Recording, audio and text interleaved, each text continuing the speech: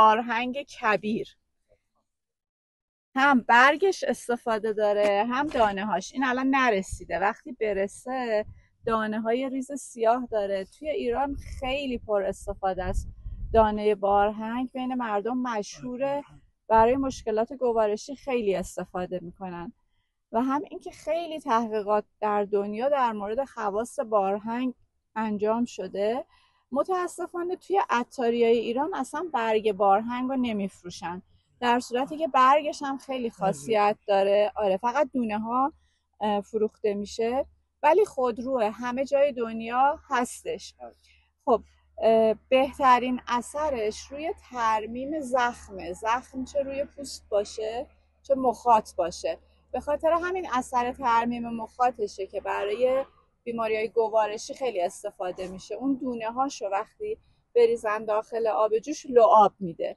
خب هم میتونه ترمیم بکنه، مثلا کسی که گاستریت داره، زخم معده داره، و هم اون لعاب لینت بخشه، یعنی برای رفع یبوست خوبه. و از طرفی این چون طبع خودش سرد و خشکه و قبض داره، قابضه، برای اینکه دهانه معده رو سفت بکنه، از ریفلاکس جلوگیری بکنه. یعنی یه داروی بسیار خوبه، گوارشی هست. حالا حتی میشه برگش و موضعی روی زخم‌ها گذاشت استفاده کرد و حتی برای کبد هم کاربرد داره. بارهنگ رفع سده کبدی میکنه، یعنی حتی کسی کبد چرب هم داره، آنزیم کبدیش هم بالاست، بارهنگ براش داروی خیلی خوبیه.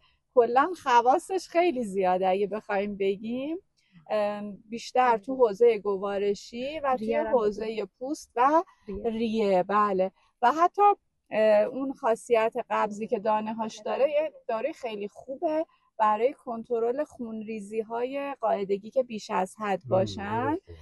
بله، و اون اثر مفتح بودنش باز روی رحم هم مثلا یه کاربردهایی داره اگه با یه مبدرقاتی همراه بشه. کلا داروی ارزان، در دسترس، همه جای دنیا و بسیار پرکاربرد. تخم این برای به نسل استفاده میشه. ابولی نوسینا اینو میگرفت ششتا اصل مولیده بر جای زخم میگرفت. بله، موضعی روی زخم عالیه. بله، تشکر زیاد. مزاجش سرد و تر است. سرد و خشک. سرد و تر. سرد و خشک. سرد و خشک، اما لعابیت داره. یکی سرد است. بله، درباره زبیره بای کی گپ زدم؟ اول ابو حسین برای که نه، درباره زبیره بای کی گپ زدم؟ اما لعابم داره. دانه سرد و خشک